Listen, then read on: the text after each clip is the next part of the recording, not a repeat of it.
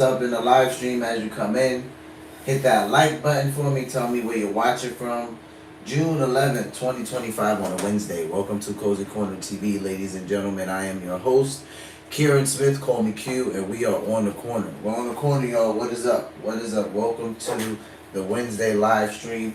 Happy Wednesday, everybody. I hope you're having a great Wednesday thus far. I'm going to go ahead and, as per usual, I'm going to read what we're going to be digesting today. So, as an advocate for mental health and wellness, I ask that you please make sure you're grounded and or regulated before you watch this. Why? Because news can be triggering. So, if you're not grounded or regulated right now, come back and watch it later. But if you are, welcome to the live stream, guys. All right. Got a couple of short clips tonight that we're going to get into. Not too long, probably got about 23 minutes of video, so that's what we're going to get into. First up on the menu, we got Mr. Bill O'Reilly. Shout out to Bill O'Reilly. We love Bill over here on the channel. Alexander Green reacts to America's spending.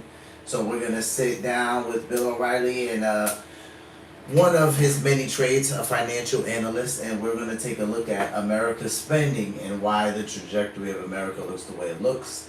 And then we're going to jump over to shout out to Fox News clips. AOC blasted for ignoring prostitution problems in her own district. So we already know that AOC's been being bashed for ignoring many things that happens in her district.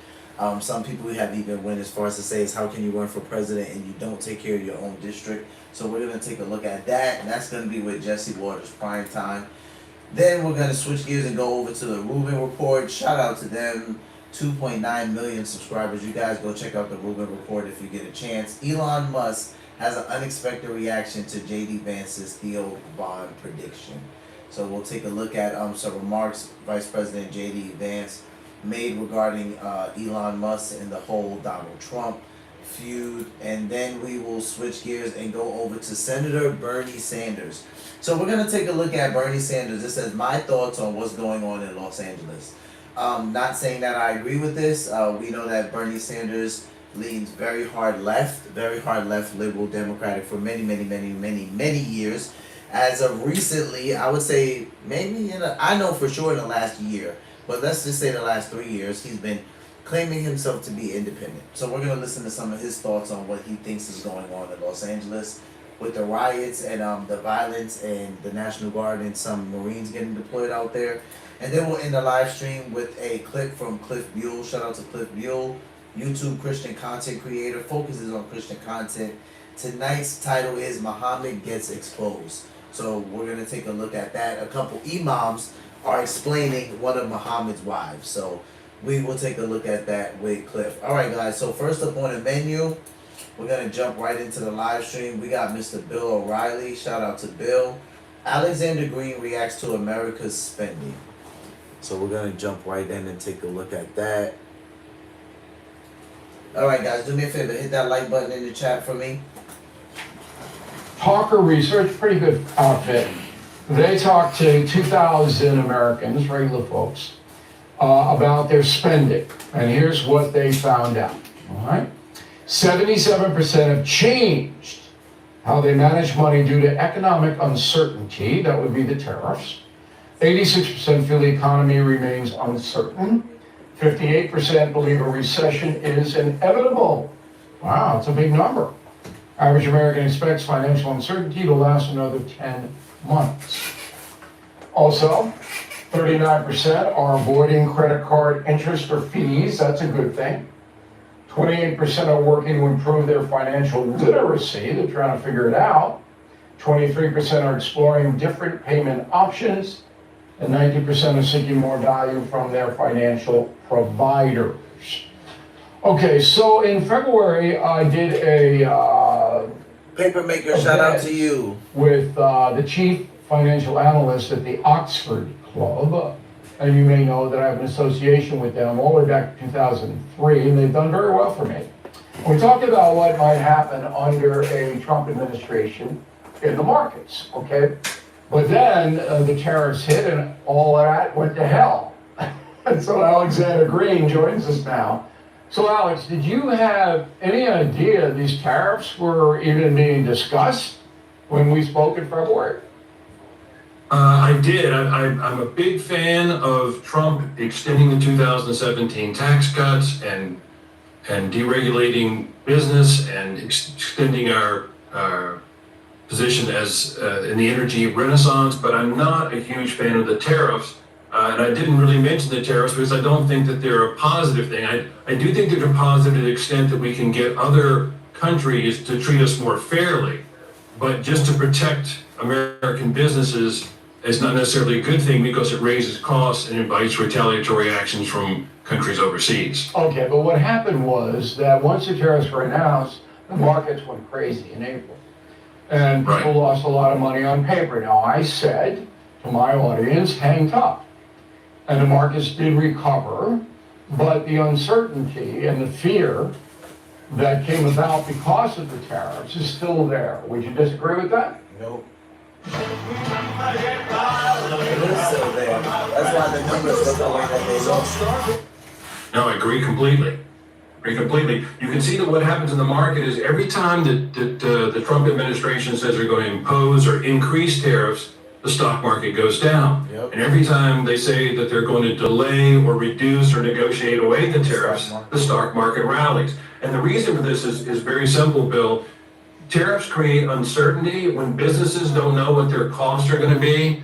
They don't buy inventory, they don't hire employees, they can't expand because they're sort of frozen by the uncertainty. And so the reason the markets have rallied now 25% from the market low after Liberation Day to where we are now is simply that investors don't believe that the worst case scenario is going to be what we're stuck with in the end, that the tariffs are going to be reduced or negotiated away. So to that extent, the market is celebrated, and that's why we're up 25% from the lows of 2 months ago. Yeah, but that's what people want to believe. That's not necessarily that would happen. So I told my audience last week that I have sold off some stocks that are speculative. Not my core group, not the group that provides dividends, but the ones that are speculative. I sold them because anything can happen on any day. And with these Chinese negotiations and all of that, it's very complicated. Now, when I was in North Asia 10 days ago, I did not see one American car in Japan or China or Korea.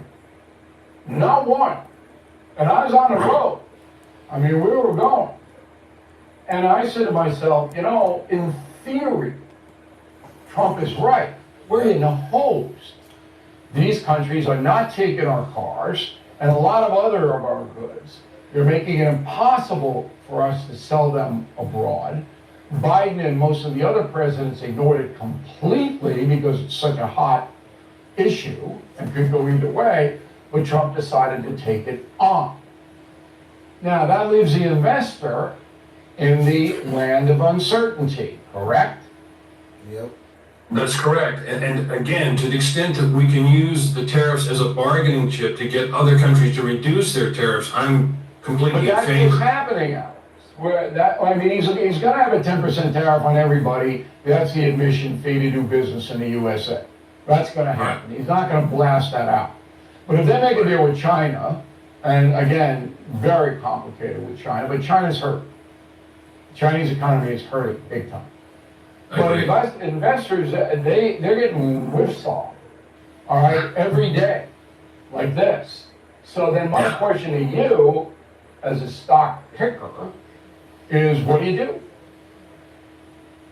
Well, there's a few things you can do. First of all, I'm not a market timer. I do commend you, Bill. If you're going to lighten up your positions, do it after the big rally we've had over the last couple of months. That's what I did. That's what I did. Good, so good for you. But I'm an optimist long term because you can look at the long term start of the market and it goes up and to the right. So we know that things do well over time. But what you can do now is, number one, you can avoid investing in companies that are hurt by tariffs, and not just by tariffs of countries exporting to the United States, but also countries that are exporting that face retaliatory action. So you can avoid the companies that have the big tariff problems. You should also be aware that one of the reasons you don't see a lot of American cars on the road when you go overseas is quite frankly, they make very good cars in South Korea and Japan and other parts of Asia. The best-selling sedan in the United States is the Camry, then the Corolla, then the Civic, and then the Accord, and so on. So it's even Americans that like a lot of these Asian-made cars. That's true. But as an investor, you want to invest in those companies that have such a competitive advantage, are either not hurt by the tariffs, or they operate in industries that are resistant to the tariffs. A lot of service companies, for instance. Well, it takes a lot of research, though, Alex, for the individual person to figure that out. I mean, you're going to be up real late trying to do that. No, you're right. Listen, Bill, I'm a stock picker. That's the kind of company I'm looking for. For the average investor, you know what they should really do? Is do what you've done with your core portfolio, which is sit tight and ride out the inevitable ups and downs, because you're right. No one knows exactly how this is going to play out. Not even Donald Trump. Because he only controls he can't know what the other side's going to do in retaliation for what we do. So that's all the uncertainty. That's why the stock market's up and down, is because no one really knows how this is going to play out. But let me just say that research shows that if you miss the best 10 days in the market over a 20-year period, your returns are cut in half. So if someone gets out of the market completely, they run the risk of missing some of the biggest gains, because you just don't know. And because things could be resolved very positively for American businesses, and that means good things for corporate profits and good things for the stock market. There's no doubt that could happen. I mean, but China is the key to it, and China is very rough.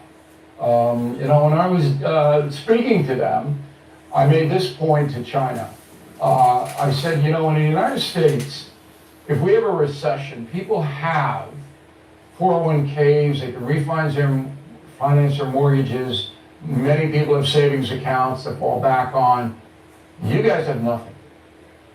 Okay, nothing. Which is crazy. Yeah, and no social. Your 1.5 billion people have to eat. Yeah, that's crazy.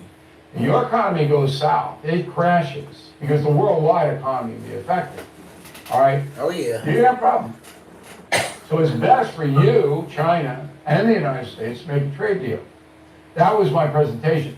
There was no pushback, because the Chinese people have no reserve. They don't have any money. That's No, communism. you're right, Bill. There'll be political unrest. They're already afraid. They quit publishing how many young people are unemployed, because they don't want them to see that it's a nationwide problem. But the government will employ you there. They have enough resources, so if you're out of work, they'll give you a broom, and you'll get enough to feed yourself. But if the more factories close, and that's what's happening now in China, the factories that make the hats and the shirts and all of that stuff, they're closing. And because this month was the worst month for Chinese exporting into the United States in 25 years. And that'll continue. The Americans hold some advantage, and I don't want to get into microeconomics, but the last question I have for you is that people are terrified, Alex, because this is beyond everybody's control. Human beings like to control their environment, they like to control their money, their security. They can't control it. And if you've got IRAs, if you've got college funds, if you've got mutual funds, you can't control that. You're at the mercy of forces far beyond you. And I don't think that's a healthy thing. Well, you're so right, Bill. With these tariffs, nobody knows. But think about it. Under ordinary circumstances, you don't know what GDP growth is going to be. You don't know what inflation is going to be. You don't know what corporate profits are going to be. You don't know whether the market's going to go up or down. Uncertainty is just part of the cost of admission when it comes to investing. No one can tell you what all those things will be, but we can look back at history and see that nothing has outperformed a diversified portfolio of U.S. stocks over time. And the best thing that most people can do with all these uncertainties they're facing is not to freak out and run to cash. Because if you do that, the risk that you run is that while you're in cash, the market does something like it's done the last 2 months, which is it goes straight up. And then you're faced with a choice between, do I stay on the sidelines while I'm missing all the action, or do I get in and, having missed the rally, be into the next sell-off? And that's the position you don't want to put yourself in. So I think what you've done is wise, Bill. You trim back your more speculative positions if you're uncertain about what lies ahead, or particularly anxious about what lies ahead, but stick with your core portfolio, because even after 9/11 and after the pandemic and after this tariff episode is behind us, we know that over time, sales rise, profits rise, and stock prices rise. And so the average person should really be doing what Warren Buffett suggested you do, which is sit on your hands and just ride it out. All right, Alex, Chief Investment Strategist of the Oxford Club. We really appreciate your expertise. Thanks. Thank you for watching. Make sure you subscribe to my, when I was speaking to them, I think Alex makes one really great point when he says that if you get out of the stock market, like if you get out of investing right now, you run the risk of the stock market doing something that it did in the last 2 months, which is skyrocket, and now you miss. Bill O'Reilly just said it. When you miss something like that, statistics say that you actually cut your investments in half. So this is the reason why a lot of the times I got on live stream with you guys when we were looking at certain things and reacting to things, and I would say I can't even watch the stock market right now because it would make my nerves bad. Some of that was true and some of it was me being facetious. Really, it's a known fact that if you can't stomach what the stock market is doing at the time, then you just shouldn't look at it. I was able to stomach it. So I had moments when I looked at it, I had moments where I said, you know what, I'm good with what my core portfolio is doing right now, so I'm not touching anything. And at the end of the day, I think that that's the best advice. There's no way I'm going straight cash. So there's no way I'm coming completely out of the market. And then, yeah, it feels nice, of course, like Bill O'Reilly said, to have that cash. And just like Alexander Green said, but you have that cash and then the market does something like skyrocket, and you also run the risk of now you have to buy extremely high because you came out, right? So at the end of the day, all we can do is just be consistent, right? I was gonna say all we can do is just trust in the Lord, but everybody that watches my live stream isn't a Christian. Everybody doesn't believe in God, right? And some people might be like, oh yeah, the whole trust in God thing. Well, I trust in God and I rebalance my portfolio. So it's not like I don't understand that there's a part I play in it. But with that being said, like Bill O'Reilly said, Americans like to control their money, and right now we don't have a lot of that control just simply because this whole tariff thing is really confusing for a lot of people. It makes a lot of people unsure. I mean, 39% of people are cutting back on credit cards. That's a great thing. It's almost unheard of, right? So we can see that because of the financial uncertainty that a lot of people are dealing with, they're just not really spending a lot of money right now. Certain places are still, getting an influx or good cash flow. And I would say that's mainly like, the entertainment places, the restaurants, maybe even I'm not gonna say movie theaters because Netflix is out doing that. But people are still going out to dinner. People are still having celebrations and things like that. But a lot of people aren't buying things that they don't deem as a necessity, and that's just a fact right now. All right, guys. So we're gonna switch gears and we're gonna go over to Fox News clip. Shout out to them. AOC blasted for ignoring prostitution problems in her own district. Let's take a listen. Well, it looks like Roxanne put the red light back on in AOC's district. Fox News cameras caught 30 pretty women on just one block offering sex for money in Queens. Wow. And they were letting it all hang out on a busy street riddled with kids and cops, and no one bats an eye. The dirtiest street in Vegas doesn't even look like this. We thought AOC was a fierce defender of women. These ladies are being used and abused by pimps, traffickers. Her constituents tell Fox this is normal in the district. Julie. God.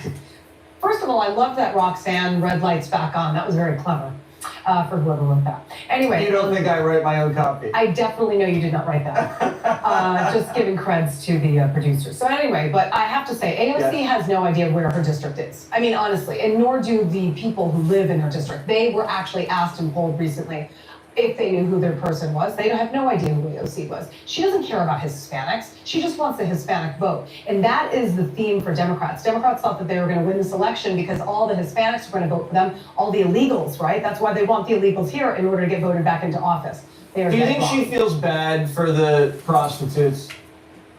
No, was she a absolutely no, not.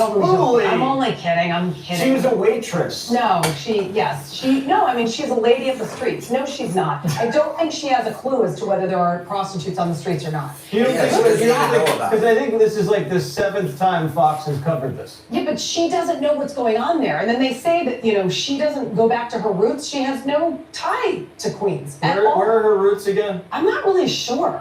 Does she have roots? I don't know. I mean, aside from ones that you color, I don't know. I don't know. Next up, there's a catwalk catfight. Last week, 54-year-old Bethany Frankel strutted her stuff at the SI fashion show, and people were. All right, guys. So we're gonna jump over to the View real quick because they had something over there that they reacted to that I wanted us to take a look at. So they're talking about kind of like a catwalk fight. Is Joy jealous? Frankel wasn't going to take that one laying down. Then we have Bethany. So we weren't going to react to the whole entire thing. I really just wanted us to take a look at what they were really saying about AOC and her red light district. I sat there and I said it. I said she doesn't even know that is going on. And I knew that because there's no way that there could be 30 women lined up on the street like that. And she's saying, I support women to this extreme degree because AOC has went on record to say that, right? I support New York. I care about my state. And then there are 30 women walking up and down Queens doing something like that. This is the reason why AOC in 2028 for president. I don't see how this is going to happen.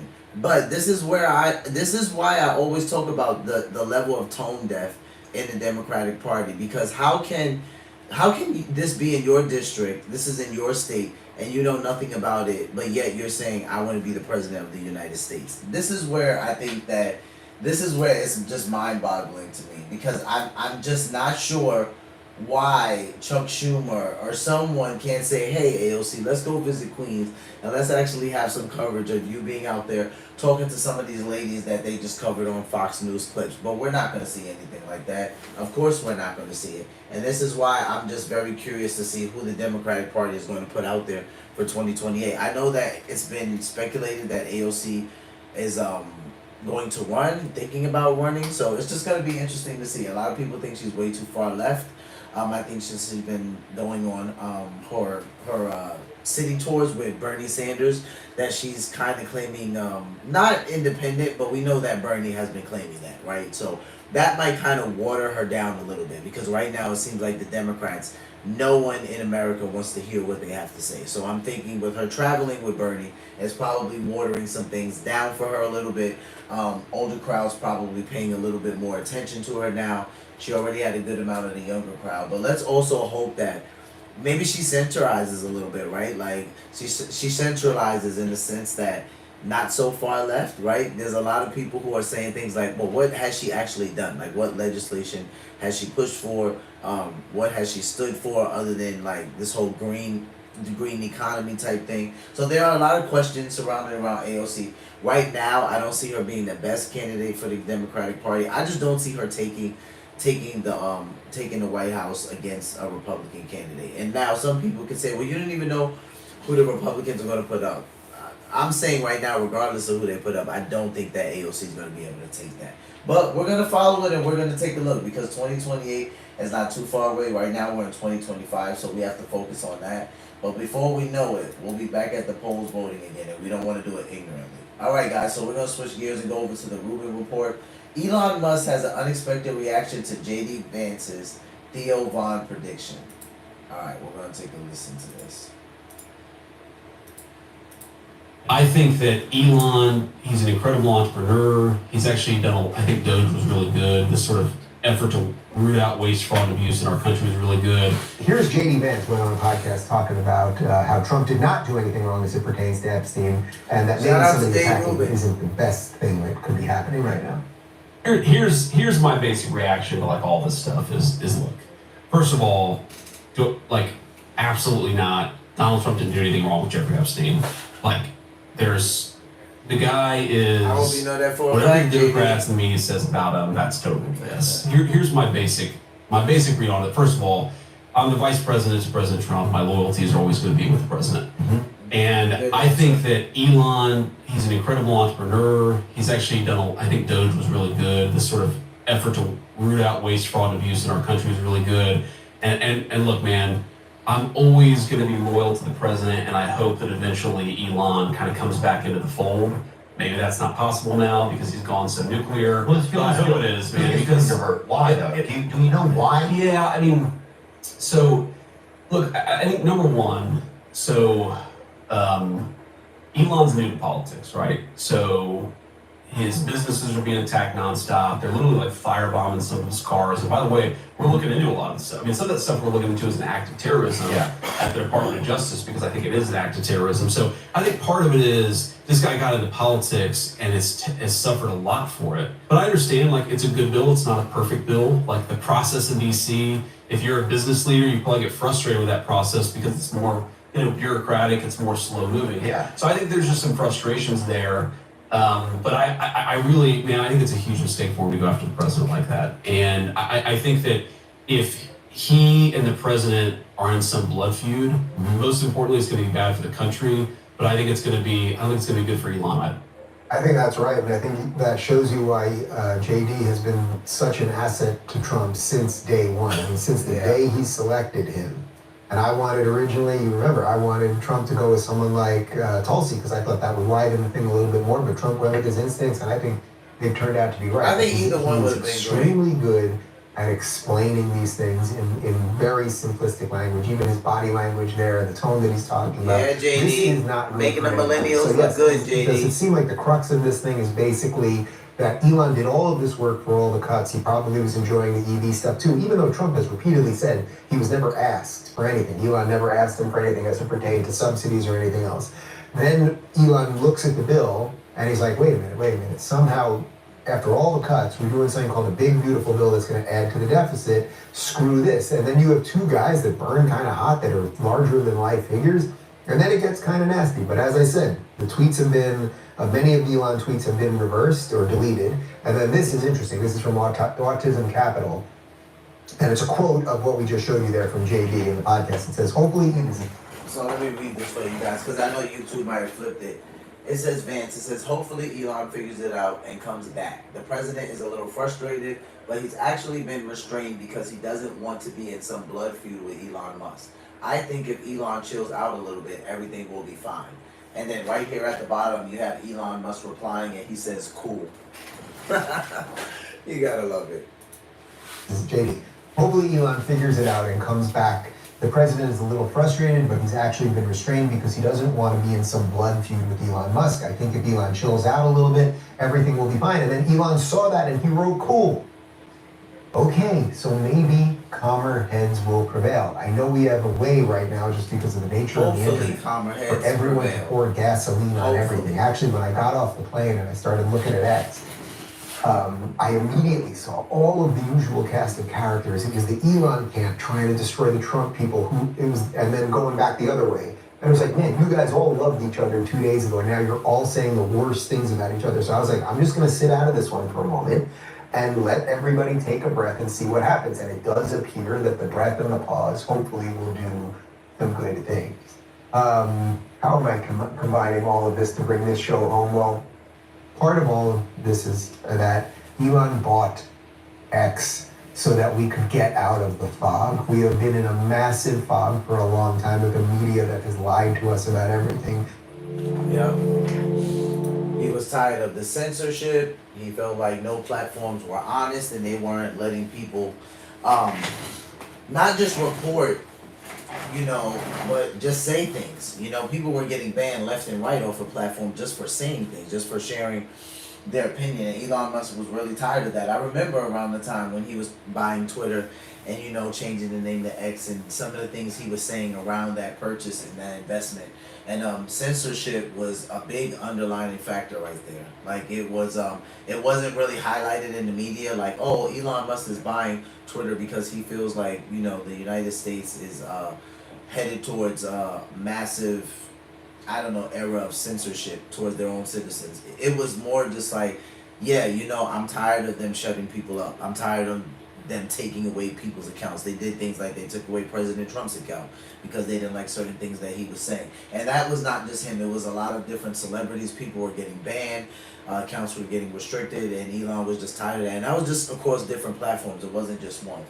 So yeah, I totally remember. I am hoping, shout out to Dave Rubin, man. I love the way he covered that. I am hoping that calmer heads prevail. The Democrats, they were getting a kick out of seeing this. You have AOC saying the girls are fighting. Like, people were really loving this, and I just thought, man, it's such a drag because this is the president of the United States. This is our president. It doesn't matter if you voted for him or not. again, he's the president of the entire country. So just not seeing the other political party kind of stand and say, you know, we just hope that they work things out for the sake of, for the sake of the amount of good work they've done together thus far, right? They couldn't even say something decent like that. They had to say something ridiculous like, oh, the girls are fighting, and yeah, we're not surprised. We knew this was gonna come, and it's just kind of like, dude, seriously. I want to take a moment At, to address. at the end of the day, this is two of the largest men in America, right? We can even say on planet Earth. Like, they're going to crash at some point, right? They're going to butt heads at some point. But the Democrats took this and they just wanted to run with it. You know, they're like, finally, Elon Musk and Trump hate each other. And it's like, dude, calm down. It's not that serious. Daniel Green, spreading love. God bless. Keep up the good work. It's noticed. Jesus loves you. Daniel Green, shout out to you, bro. Make sure you subscribe if you're not already and hit that like button. I appreciate you stopping by. So you know I'm here every single day except Sunday. Make sure you join the live stream, Daniel. I appreciate that. All right, guys. So we're going to switch gears now. We're going to jump over to Bernie Sanders. He is giving his thoughts on what's going on in Los Angeles regarding the anti-ICE riots. We covered some of that on the live stream yesterday. President Trump talked about his reasoning behind why he deployed the National Guard. I'm not sure if some of the Marines have gotten deployed yet. I thought today I heard that they hadn't yet, but a lot of what Bill O'Reilly said yesterday was also true when he said President Trump wasn't aware of some of his presidential powers. He just didn't know that he can invoke certain things. So that's why during January 6th, when he wanted the National Guard to be there, but Nancy Pelosi rejected it, and then she went on record to say she didn't. It was kind of a back and forth thing. President Trump said after Minneapolis, when Tim Walz took so long to do something, and after 7 days he had to send the National Guard in, and he vowed that that wouldn't happen again, right? He said, that's not going to happen again. These governors, meaning the liberal governors, right? He said they're usually a part of the Democratic Party. That's not shocking. He's like, they will not send the National Guard in. And he said, I waited for them to do this, and the city almost burned. So he vowed to himself already he wasn't going to let it happen again, and this is why we're seeing what we saw in LA. So Bernie Sanders is going to offer his thoughts on what he feels is going on out there. I want to take a moment to address what's going on in Los Angeles right now. Let's be clear. Trump's deployment of the National Guard and Marines in California is not about the protests. It is not about ICE, and it's really not about immigration. It's about using extremely dubious legal authority to expand his never-ending grasp for more power and his effort to move this country toward authoritarianism. Come on, Bernie. This is a president, as you all know, who has usurped the constitutional responsibilities of Congress. He has threatened to impeach judges who rule against his policies. He has and is suing media for coverage that criticizes him. He has extorted money from law firms that have represented. So this is the thing about some of the things that Bernie Sanders says, right? When he says that he's threatening to impeach judges who rule against his policies, this is the part of the Democratic Party that's most troubling for me, right? Is President Trump really doing that? He wants to impeach all judges that don't agree with his policies and what he says. I don't think that that's what's happening. I'm pretty sure that President Trump wants to impeach the judges that he believes, okay, for lack of better terms, let's say would be a part of something like the deep state, right? Those judges that are in place to make sure that proper legislation isn't put in place and or passed, right? But more so motivated legislation, like what's going to push forward our agenda, mainly the Democratic agenda, right? Or the real far left liberal agenda. I don't think President Trump is impeaching judges just because they don't agree with his policy. There are people in his own cabinet that don't agree with his policy. So when Bernie Sanders says things like this is the level of divisiveness that's happening in the Democratic Party that I'm truly concerned about, and why I feel like that they really don't have a leg to stand on in 2028. No, who has usurped the constitutional responsibility. Usurp, that's a nice word, Bernie. Of Congress. He has threatened to impeach judges who rule against his policies. He has and is suing media for coverage that criticizes him. So he has and is suing media for coverage that criticizes him. So are they only criticizing him, or are they lying on him? Is it a version of digital defamation of character, or is he just choosing to sue them?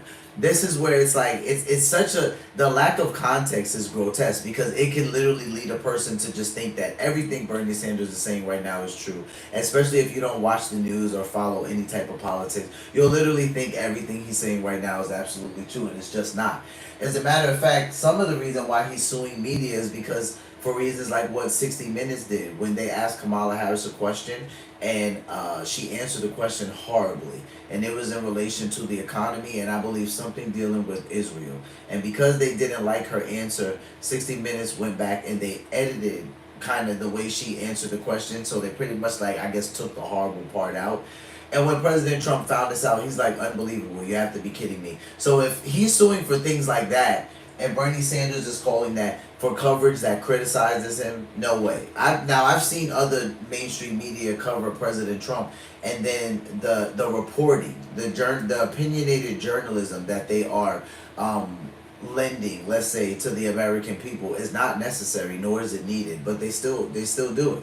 Right? I would call that improper reporting. So is he just suing those people because they're criticizing him? Absolutely not. This is literally a form of digital defamation of character, right? And Bernie Sanders is totally ignoring. President Trump has given context as to why he's doing these things. We all know that 60 Minutes edited Kamala Harris's interview, yet he still can't even be transparent enough to say, okay, I get the Kamala Harris thing, but he doesn't even include it. He has extorted money from law firms that have represented his opponents, and he is withholding funds from universities for teaching courses he doesn't like.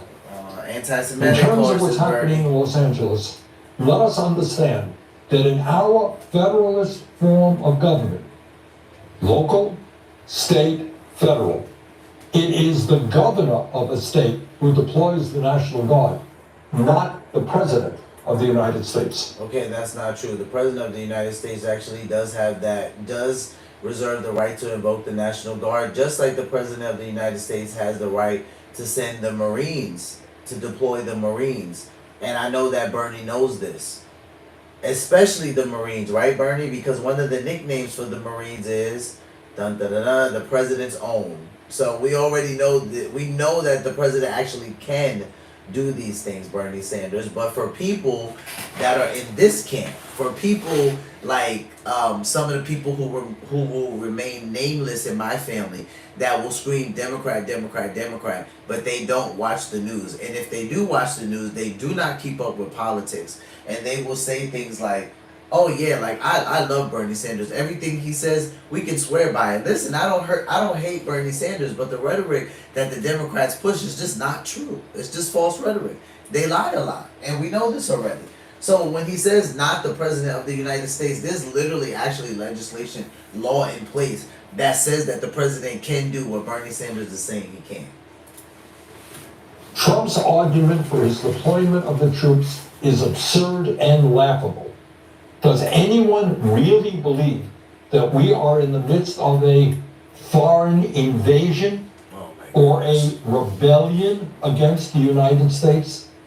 That, believe it or not, is his legal argument. Let's take stock of what Trump has done here. He has conducted massive illegal raids.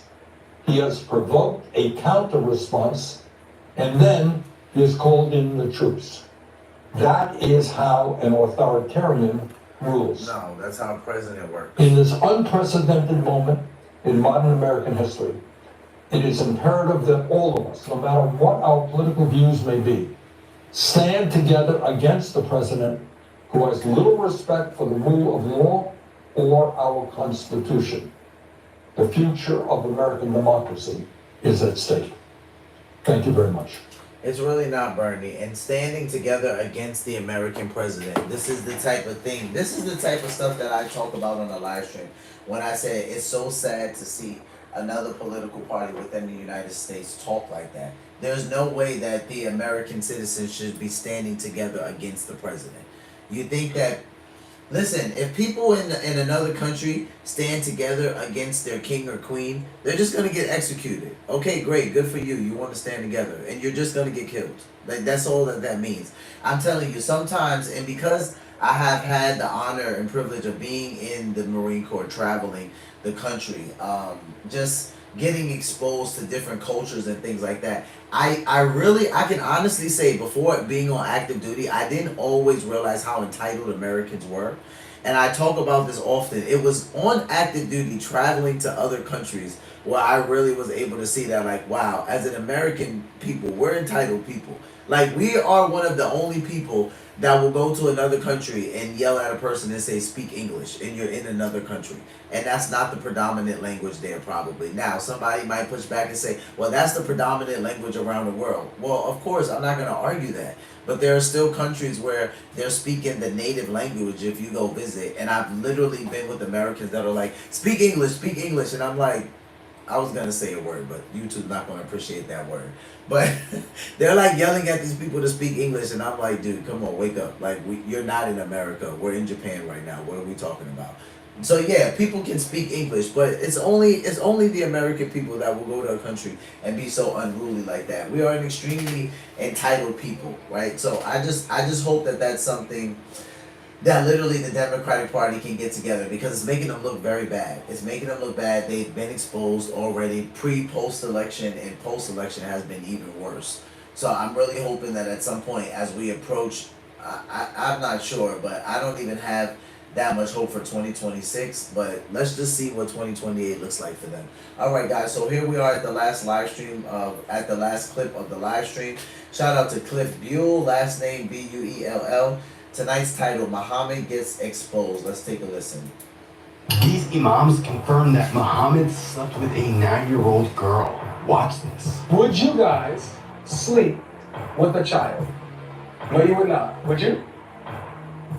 Tell me no. Okay. Muhammad slept with a 9-year-old girl, Aisha, his wife. His child, right? You guys heard about Aisha?